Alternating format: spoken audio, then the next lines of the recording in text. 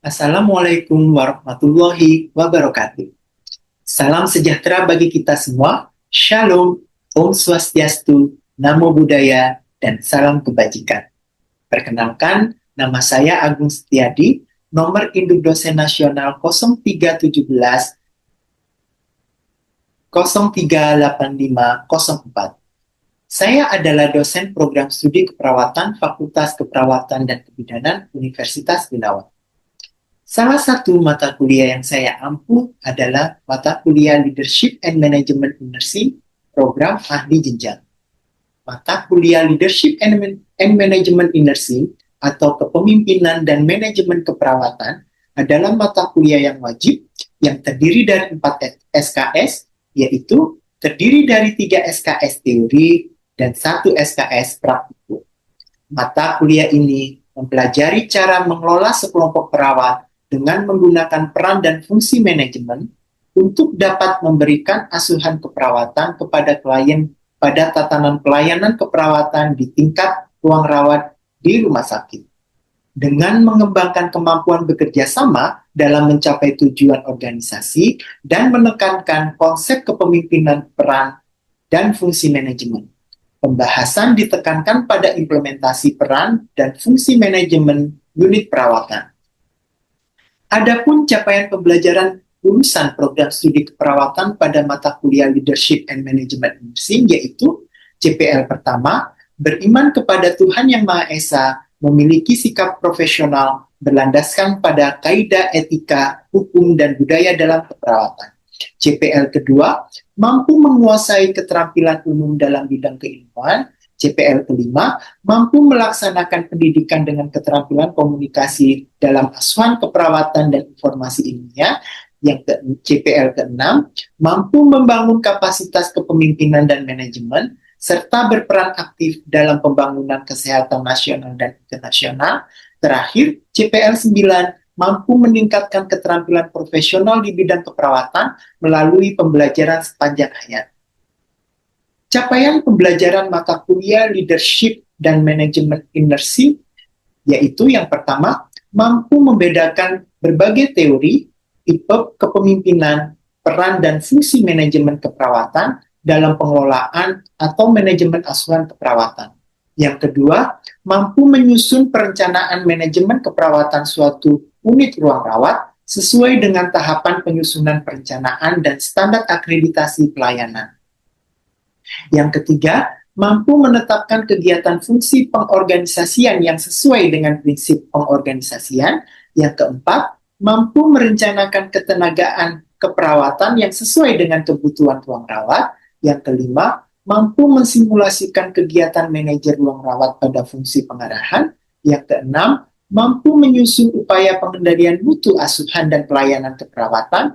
Yang ketujuh, mampu merencanakan penyelesaian konflik dalam melaksanakan asuhan pelayanan keperawatan ruang rawat.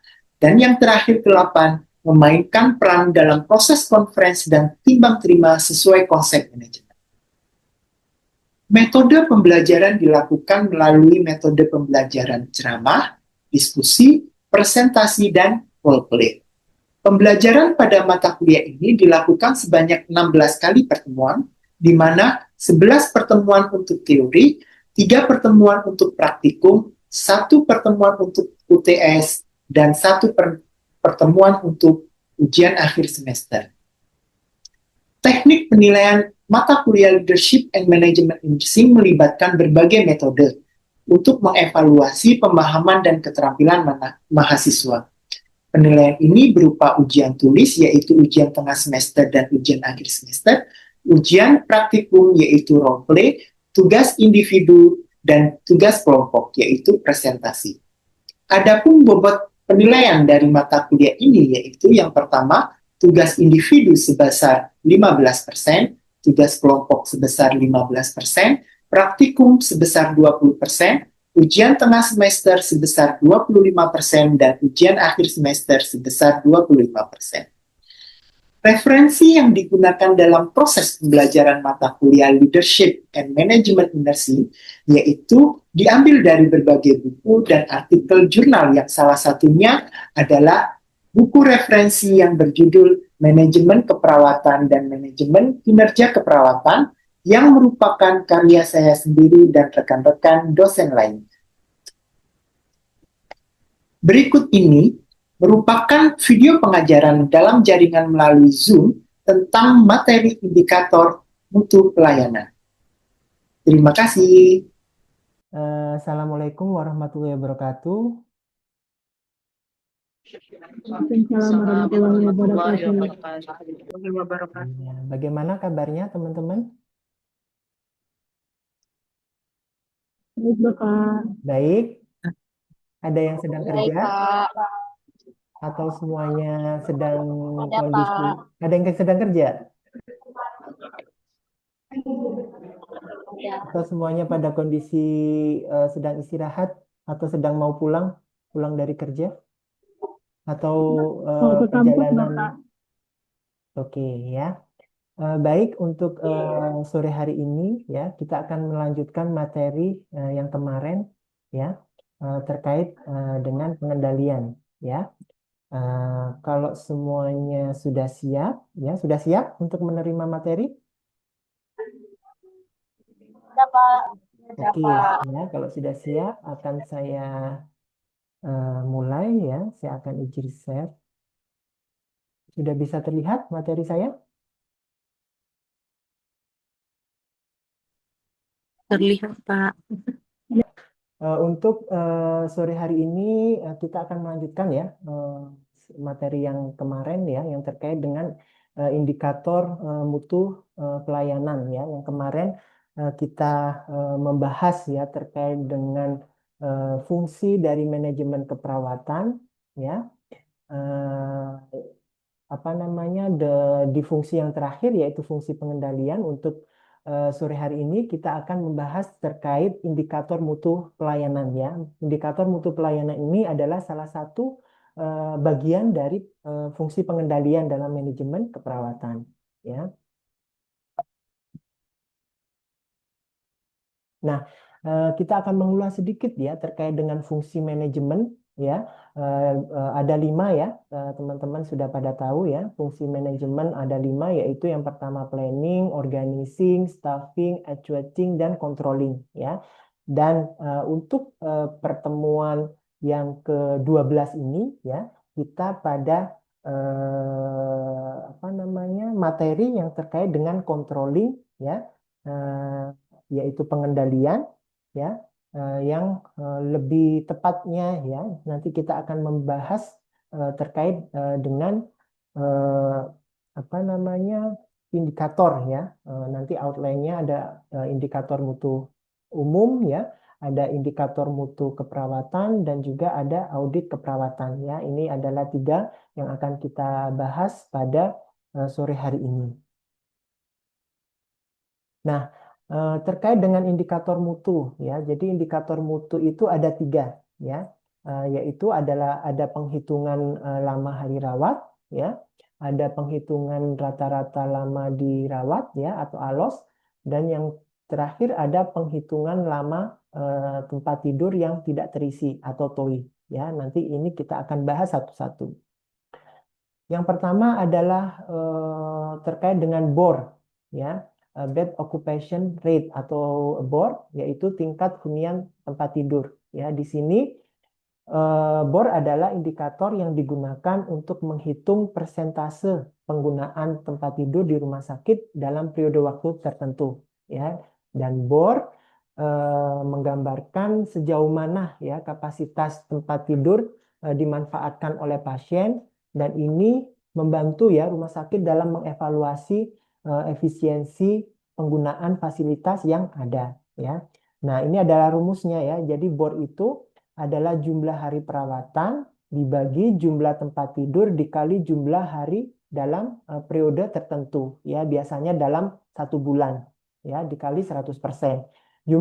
Jumlah hari perawatan ini biasanya dalam setiap hari itu akan dijumlah ya. Misalkan hari ini ya tanggal 1 itu ada berapa pasien ya, ada berapa pasien yang dirawat, itu yang dimaksud dengan jumlah hari perawatan ya. Nanti itu akan diakumulasi di hari 1 ditambah di hari 2 ketiga, keempat sampai ke hari ke-30 ya itu dijumlah semuanya ya. Walaupun ada pasien ya misalkan di hari pertama tanggal 1, 2, 3 itu pasiennya sama, itu tetap ya dihitung ya. Di hari pertama ada 15 pasien, hari kedua ada 15 pasien, hari ketiga ada 15 pasien ya. Itu yang dimaksud dengan jumlah hari perawatan ya. Itu dihitung dari tanggal 1 sampai tanggal 30 ya kalau penghitungannya dalam 1 bulan ya. Lalu dibagi jumlah tempat tidur ya. Tempat tidur itu adalah kapasitas bed yang ada di ruangan itu. Ya, misalkan ada 30 bed, 20 bed. Nah, itu ya jumlah tempat tidur yang ada di ruangan itu dikali jumlah hari dalam periode ya. Jumlah hari dalam periode ini kita pakainya biasanya 1 bulan ya. Untuk setiap ruangan ya di beberapa rumah sakit itu biasanya bornya itu dihitung setiap bulan ya. Jadi kalau misalkan bulan April itu ada 30 hari ya. Misalkan kalau bulan Mei ya 31 hari ya. Kalau bulan Februari itu bisa 29 sampai 28 hari ya. Oke. Itu terkait dengan bed occupational rate ya atau BOR. Lalu yang kedua adalah average length of stay atau ALOS ya, rata-rata lama hari dirawat ya dalam satu pasien ya. Jadi ALOS adalah indikator yang mengukur rata-rata jumlah hari yang dihabiskan oleh pasien selama masa rawat inap. Dan ALOS digunakan untuk menilai efektivitas dan efisiensi dari layanan perawatan yang diberikan oleh rumah sakit ya. ALOS juga ada rumusnya ya. Jadi ALOS itu adalah jumlah hari perawatan ya yang tadi saya jelaskan. Jumlah hari keperawatan itu bisa yang tadi dari tanggal 1 sampai tanggal 30 itu berapa jumlah pasiennya ya per harinya ya dihitung. Lalu dibagi sama jumlah pasien keluar ya di dalam satu bulan itu pasien yang yang keluar itu bisa pasien pulang ya atau pasien meninggal ya atau pasien transfer ke ruangan lain ya itu dijumlah dalam 1 bulan itu berapa. Nah itu akan ditemukan rata-rata ya dari berapa lama pasien itu akan dirawat di suatu ruangan ya. Contohnya misalkan dalam hitungan tadi rata-rata pasien dirawat inap itu misalkan 3 hari ya 5 hari gitu ya. Itu adalah ALOS. Itu tadi adalah indikator mutu umum ya. Kita masuk lagi ke indikator mutu keperawatan ya. Jadi di indikator mutu keperawatan ini juga ada beberapa ya indikator ya. Ada 10 indikator ya. Nah, kita akan melihat satu-satu. Yang pertama adalah keselamatan pasien ya. Keselamatan pasien juga ada 2. Yang pertama adalah angka kejadian kecelakaan dari pasien ya dan angka infeksi nosokomial. Kalau angka kejadian kecelakaan pasien ini mengukur frekuensi kejadian yang tidak diinginkan seperti ya pasien jatuh, ya kesalahan dalam pemberian obat, ya atau cedera yang terjadi di lingkungan rumah sakit, ya itu akan dihitung ya kejadiannya, ya angka kejadiannya akan terrecord ya. Lalu ada angka infeksi nosokomial, ya angka infeksi nosokomial ini menilai kejadian infeksi yang didapat pasien pada saat di rumah sakit ya. Kalau infeksi nosokomial ini kan yang didapat dari di rumah sakit ya. Seperti infeksi saluran kemih ya, apalagi infeksi nosokomial ada yang tahu? Kalau di rumah sakit selain infeksi saluran kemih apa? Pneumonia, Pak. Pneumonia ya, ada lagi kalau pasien yang operasi biasanya infeksi luka operasi ya. Itu, Pak. Ya, ya, infeksi Daerah luka operasi atau ulcus decubitus. Nah, itu semuanya adalah angka infeksi nosokomial. Ya, itu akan dihitung ya. Jadi setiap kejadian itu dilaporkan ya sehingga oleh manajer keperawatan itu akan dihitung ya kira-kira angka kejadiannya itu berapa persen ya. Nah, selain itu ada efektivitas pelayanan ya. Yang kedua, yang terkait dengan kepatuhan terhadap standar prosedur operasional. Ya, jadi indikator ini mengukur sejauh mana perawat mematuhi prosedur SOP ya yang sudah ada dan tingginya kepatuhan ya. Jadi melihat tingkat kepatuhannya terhadap SOP itu bagaimana ya terhadap praktek keperawatan yang sesuai dengan standar ya. Selanjutnya ada kejelasan dan ketepatan penggunaan rencana asuhan keperawatan ya. Di sini menilai ya apakah setiap pasien itu sudah memiliki rencana asuhan keperawatan yang tepat ya dan sesuai dengan kondisi kesehatannya dan seberapa baik rencana tersebut diimplementasikan. Biasanya ya melihat ini itu biasanya kita melihat dari dokumentasi keperawatan atau dokumentasi dari rekam medis pasien ya. Di situ sudah ada ya asuhan keperawatannya. Manajer keperawatan tinggal melihat aja ya apakah jelas ya rencana asuhan keperawatan dan tepat atau tidak ya untuk pasien tersebut. Selanjutnya kita ke indikator mutu keperawatan yang ketiga yaitu ketepatan waktu pelayanan ya. Di sini juga ada dua ya, ada respon terhadap kondisi darurat ya. Di sini respon terhadap kondisi darurat itu mengukur kecepatan perawat ya dalam respon kondisi darurat pada pasien ya. Seperti ada code blue itu dia bagaimana ya responnya ya, berapa detik atau berapa menit ya perawat tersebut istilahnya menangani ya masalah tersebut ya. Respon yang cepat dapat meningkatkan peluang dari keselamatan dari pasien ya.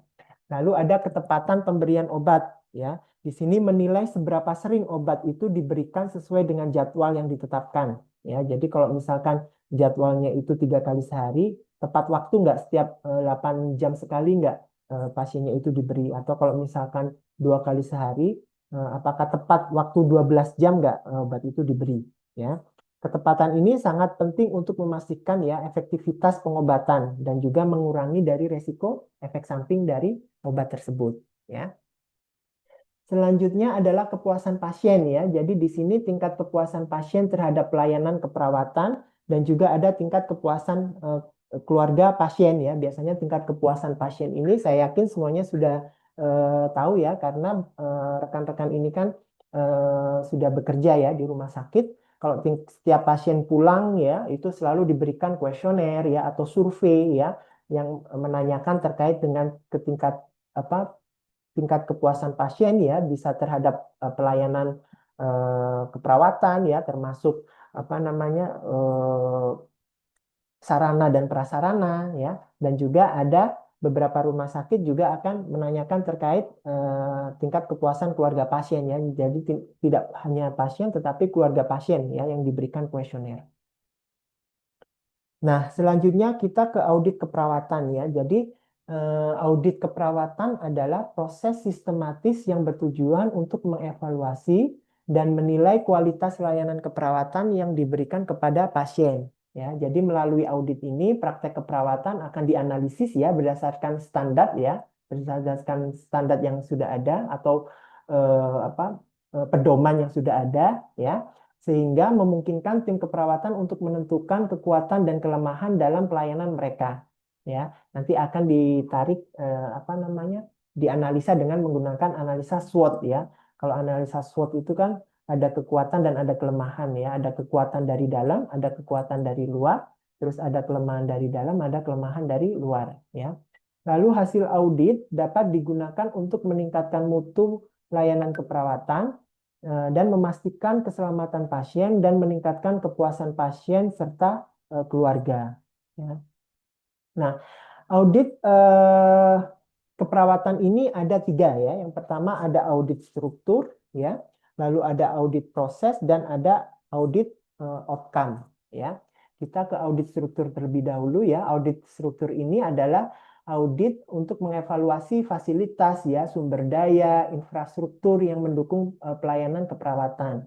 Fokus utamanya adalah kelengkapan sarana dan prasarana ya, dari segi jumlahnya maupun dari kualitasnya ya. Contohnya jumlah perawatnya berapa ya, kualifikasinya berapa, kualifikasinya terdiri apa aja ya, misalkan D3-nya berapa persen ya, nurse-nya berapa persen, nurse spesialisnya berapa persen ya, serta peralatan-peralatannya ya. Tujuan dari audit struktur ini ya adalah untuk memastikan bahwa rumah sakit memiliki infrastruktur yang cukup untuk mendukung dari perawatan yang berkualitas. Ya, ini adalah tujuannya. Ya. Selanjutnya adalah audit proses. Ya, audit proses ini yaitu mengevaluasi sejauh mana prosedur atau standar operasional SOP keperawatan ditetapkan dalam praktek sehari-hari. Ya, kalau audit proses itu prosesnya bagaimana? Ya, proses dalam proses dalam mencapai tujuan, ya. Nah, ini contohnya adalah misalkan pada saat melakukan tindakan, ya, di situ akan diaudit, ya. Jadi sejauh mana ya SOP tindakan itu diterapkan setiap harinya, ya, apakah sesuai dengan SOP tindakan itu, ya, atau berapa persen sesuai dengan SOP-nya, ya. Dan ini melibatkan penilaian terhadap cara perawat melakukan asuhan keperawatan, ya, dari tahap pengkajian, perencanaan, implementasi, ya, hingga evaluasi. Ya, audit ini membantu menentukan apakah proses keperawatan dilakukan sesuai dengan prosedur, ya, yang telah ditetapkan. Selanjutnya ada audit hasil atau outcome audit, ya. Jadi audit ini berfokus pada hasil akhir atau outcome dari layanan keperawatan yang diberikan, ya, seperti kepuasan pasien, ya, tingkat kesembuhan, penurunan angka infeksi nosokomial dan angka komplikasi, ya.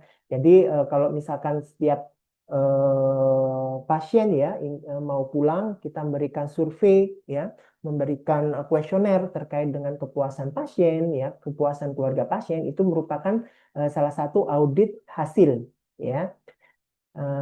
Tujuannya adalah untuk mengukur dampak langsung dari layanan keperawatan, ya, terhadap kondisi kesehatan dan keselamatan pasien. Ya, misalkan pada saat audit hasil ini, ya, kepuasan pasien ternyata ditemukan beberapa masalah, ya, misalkan terkait dengan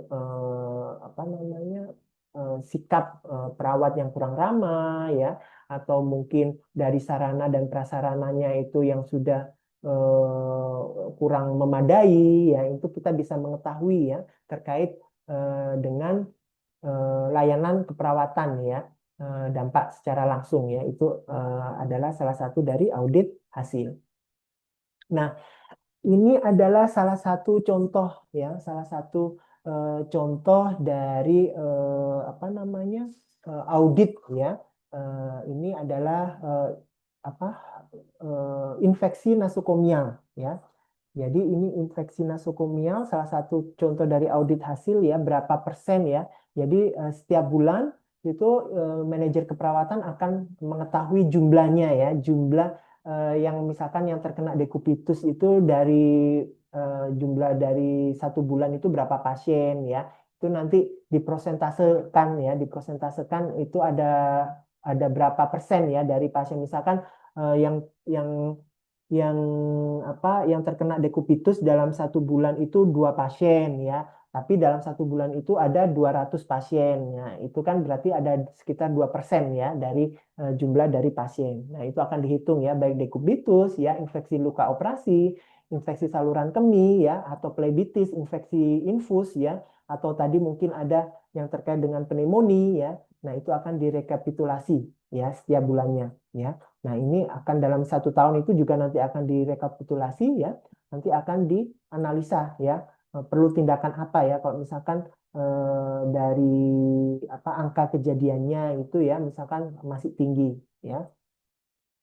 Sebelum saya buka pertanyaan, ini ada kuis, ya, silakan, ya, ini ada soal, ya, silakan dibaca. Kira-kira jawabannya apa? Ya, jadi di suatu ruangan, ya, kepala ruangan itu akan melakukan pengkajian terkait penggunaan tempat tidur pada bulan April 2025, ya. Jadi dia akan mengkaji bor, ya, ceritanya ini bor di bulan April 2025, ya. Kapasitas tempat tidurnya itu ada 20, ya, dan terdapat 300 hari rawat, ya. Jadi kapasitas tempat tidurnya itu 20, terus hari rawatnya itu ada 300, ya. Ditanyakan berapa bor di ruangan tersebut. Silakan. Ada yang bisa menghitung? Kira-kira berapa?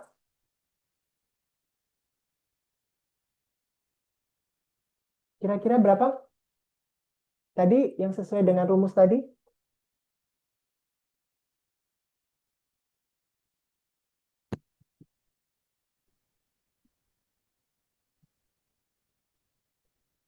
Nah, 50% bukan Pak? Ya, ya. Jawabannya adalah 50% ya. Jadi kita akan menggunakan rumus BOR ini ya. Jumlah hari perawatannya tadi berapa? 300 ya. Terus jumlah tempat tidurnya 20, jumlah hari periode ya bulan April itu ada 30 hari ya. 30. Iya. Ya, jadi nanti ini 300 dibagi 20 kali 600. 30 ya, 600 ya. Nanti dikalikan 100%, jawabannya adalah 100%. 50%. 50%. Ya, siap. Oke. Ya, baik, mungkin itu yang bisa saya sampaikan di sore hari ini. Mungkin ada pertanyaan dari teman-teman? Ada pertanyaan terkait dengan tadi indikator mutu pelayanan?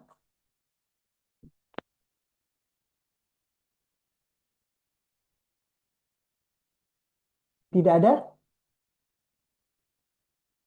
Tidak ada, Bapak. Oke, kalau tidak ada, ya.